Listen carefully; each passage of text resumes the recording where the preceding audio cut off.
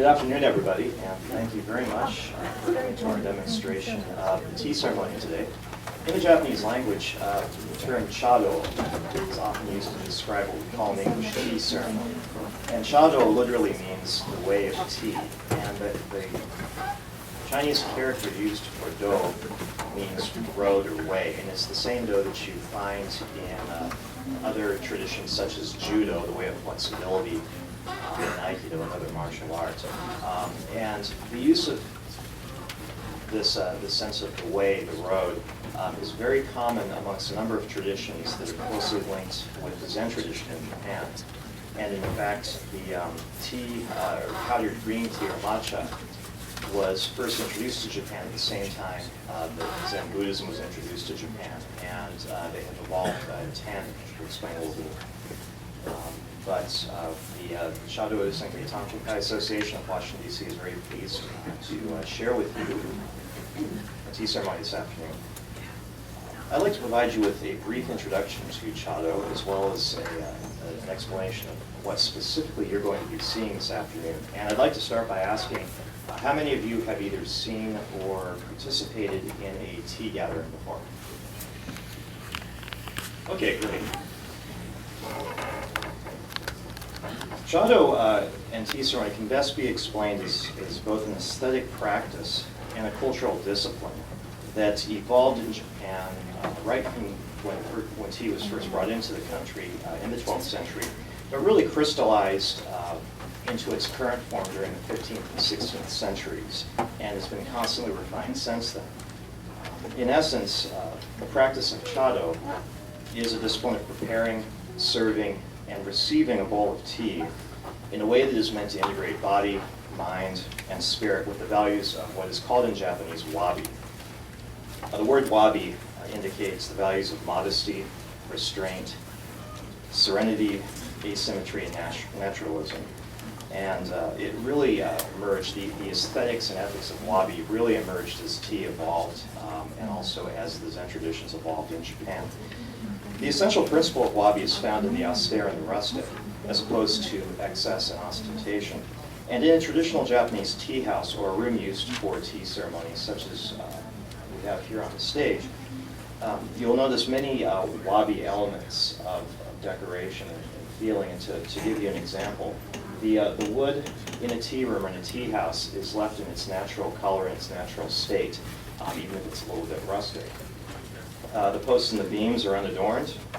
The ceramics that are used in tea, both for serving the bowl of tea, for use as other utensils, and also as containers for flowers, are often asymmetrical and have a rough appearance or feeling to them. In addition, the utensils and other materials that you see used in the room, and also in preparing and serving the bowl of tea, are unadorned. They're very simple. They emphasize natural. Another thing that you'll see in the room is in the alcove is flowers. And flowers in a tea room are meant to evoke a sense of how flowers would appear in nature, in the field. One of the principles that Sen no Rikyu, who really in many ways is the father of all tea that is practiced today, was to arrange the flowers as if found in the field. And so in a tea room, the flowers you will see are flowers that are in season and that are meant to evoke a sense of what you would see outside the tea room in nature.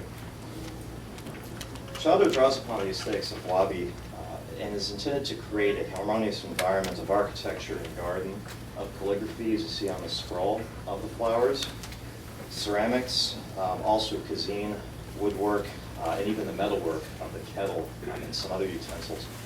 And in all of this, the focus is on experiencing the present moment as enjoyed by the guest and the host. And in the Japanese language, there's an expression that originates in the experience of the early tea masters, which is ichigo, ichie. This expression means one time, one meeting. And what it means is that each moment is a unique set of experiences that come together just for that one time only and can never be repeated.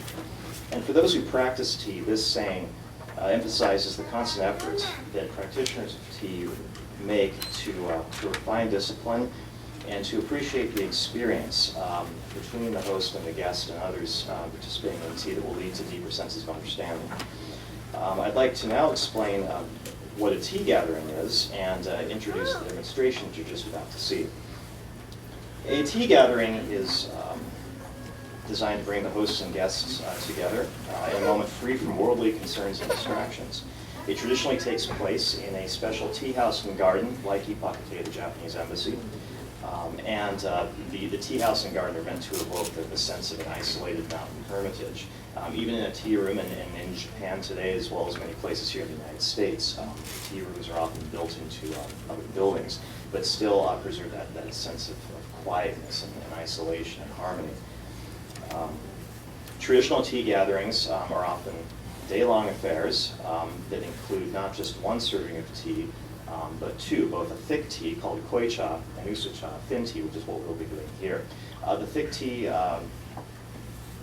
aspect of the tea ceremony gathering tends to be very formal. The tea is prepared very thick, consistency is almost like a syrup, and it can often be very difficult for first-time participants who may not be used to drinking tea in that form.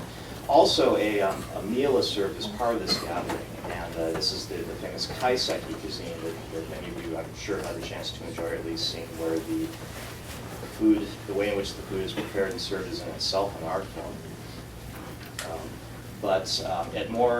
After the koicha, the thick tea is served, usually is when usucha, the thin tea, is served, and it's meant to be a little more relaxed than the more formal koicha. You'll often see conversation between the host and the guest about the utensils that are being used, about the seasons, about the weather, and it's meant to be a very enjoyable gathering.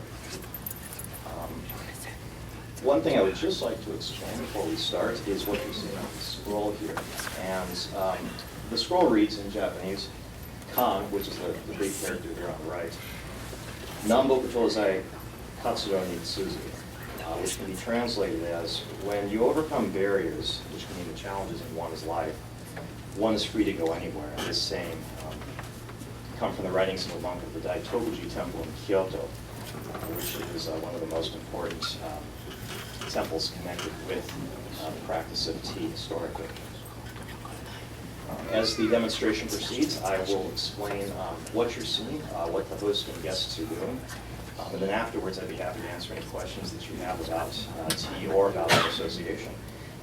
And I'd like to start by asking for a volunteer from amongst the people who have the tea tickets. Any volunteers? Okay, if you would come up here, and are you okay sitting on your knees for a few minutes? Okay, great, please come on up.